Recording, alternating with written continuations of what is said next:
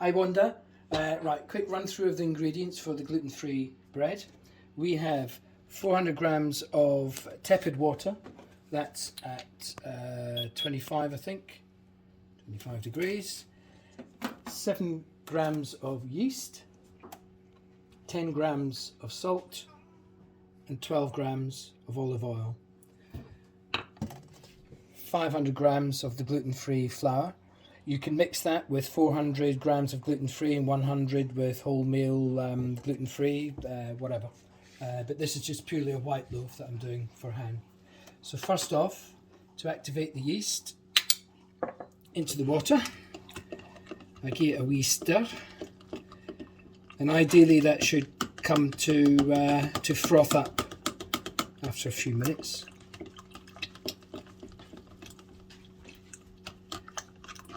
All we're actually doing is going to be mixing the ingredients. There's no need to really go any further than that, because in effect we don't have to build up any gluten because there isn't any gluten. So let that just go there until it starts to froth. I find this a bit better to do. It gives it a quicker rise when we come to let it rest, rather than using cold water and mixing it all together beforehand with the flour. So it's only to save time and give less rise, or less time to rise. There we go.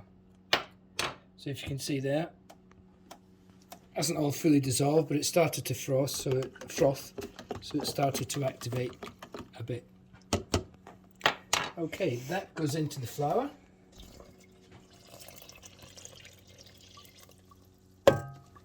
And then we mix.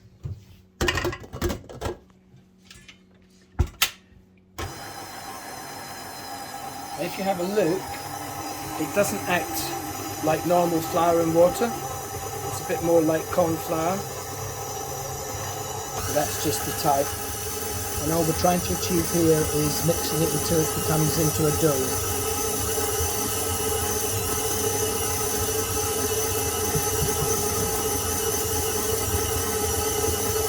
You can do this all in a bowl if you want. It just takes a lot longer to do.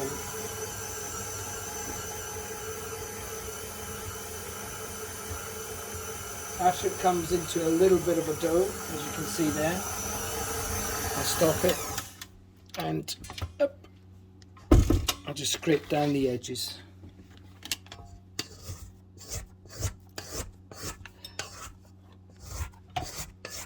You'll think it's a bit dry at the moment,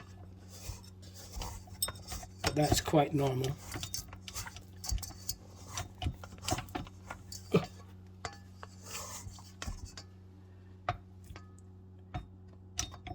So all we're trying to achieve is just to mix all the ingredients together as best as possible. So up.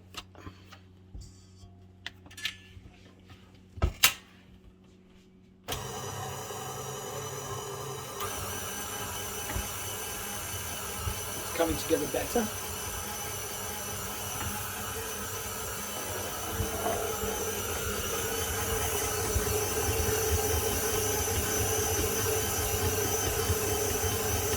So once it's formed into a dough, we're nearly there, we'll add some salt.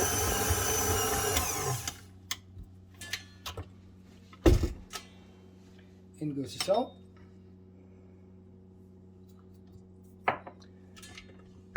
And mix that through.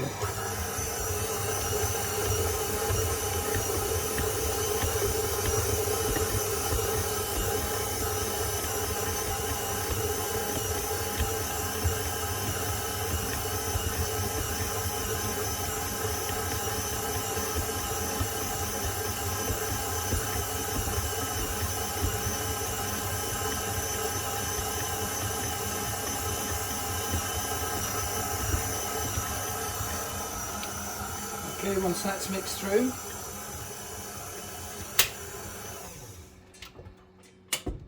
see the consistency there is it's starting to come. Do it like that. Starting to come more pliable. There we go. In with the olive oil, 12 grams.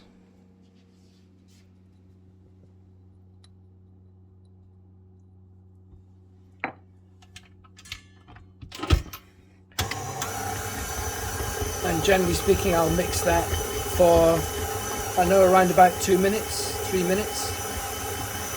There we go, up until it's a bit like thick Mr. Whippy ice cream, I suppose. What we'll do now is we'll just let this rest in the bowl here. All that does is just make it a bit easier to handle when we come to move it out.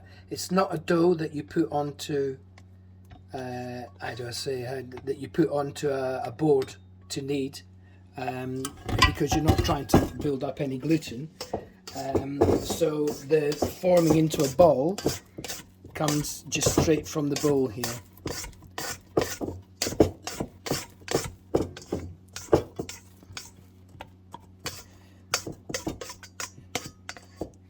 So there's the dough ball. Don't worry about the shape of it. We'll leave it there. I'll just quickly cover that with my shower cap. And we'll leave that for 10 minutes. Okay, 10 minutes has passed. There we have it. We're going to let it rest and rise in this. So we need a little bit of olive oil in there. And I normally use that opportunity to olive oil on my hands, because if you have olive oils on the hands, it stops the dough from sticking, and you can never really have too much olive oil, in my opinion. Right, that's that. So just scrape it away from the sides. Up. And then get in with your hands. As you see, it sticks to the sides.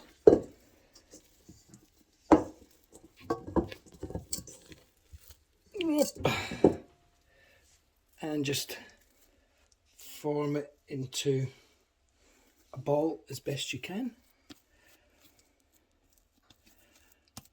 Don't worry if it's not smooth.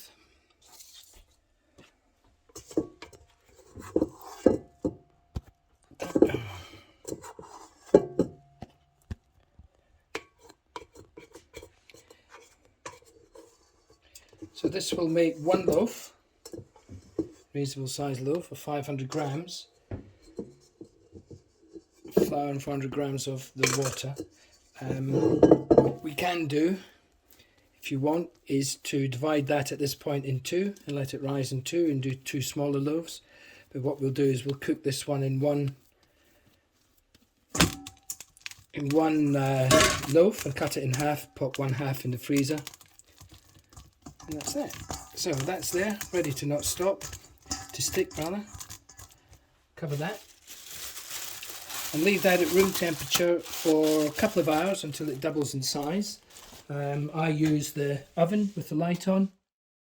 Okay, after 2 hours, et voila. I'm just going to knock the air out of it now, knock it back. Get it ready for its second proof.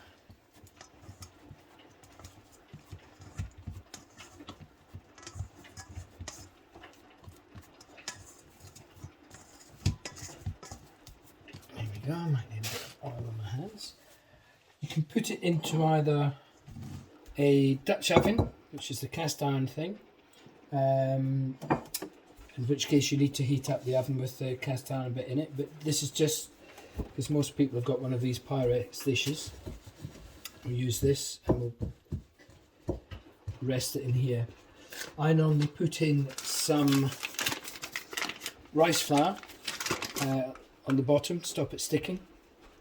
The reason for rice flour is that it's gluten free, but also it doesn't burn. So when you come to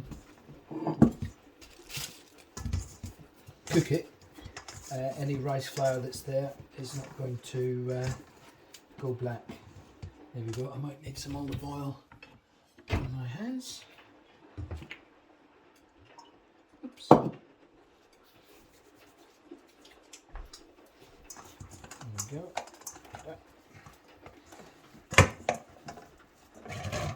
So just form it into a ball. What goes on the bottom is going to be, in effect, your top, because you'll turn it upside down to cook it. So that into there. Bit of flour on top.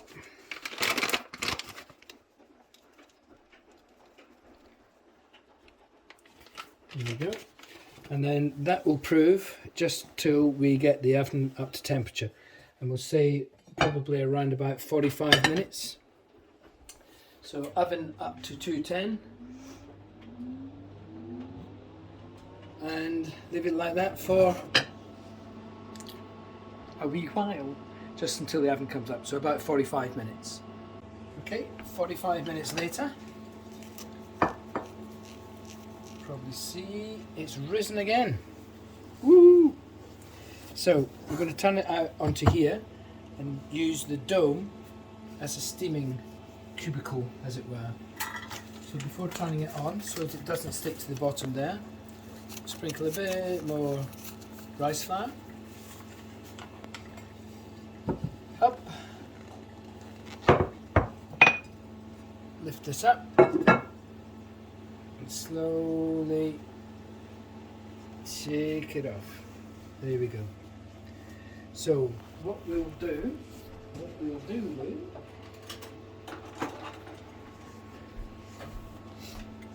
is give it a coating of milk. Because what that will do is help the poppy seeds stick, which is what Han wants on this one. Or you can put sesame, all different types of nuts, mate. Okay.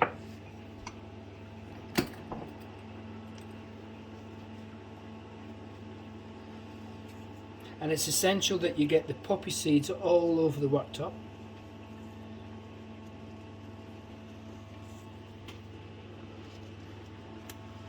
How's that, Han? Do you want any more? Lots? Yeah. No,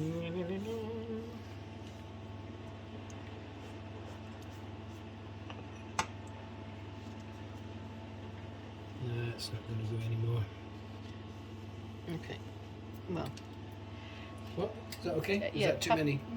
Well, they'll Tap it only down. fall off. Tap it on a bit if it sticks on the milk.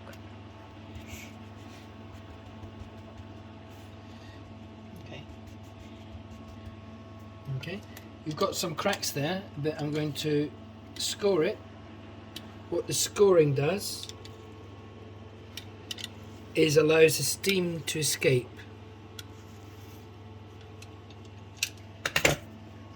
We put the dome on, and this dome will trap the moisture, and it's only going to go on for the first 25 minutes. Voila. And into the oven. After 25 minutes, we'll take the dome off and cook it for another. There we go. And then we'll cook it for another 25. The oven's at 210. Okay, after 25 minutes.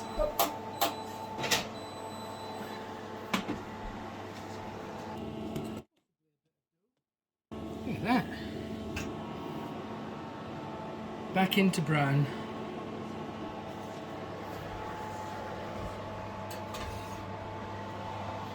Another 25 minutes.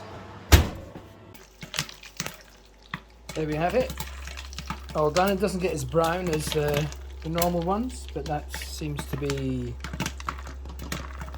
hunky-dory. Popcorn. Love. Hold it just a second there. That's it.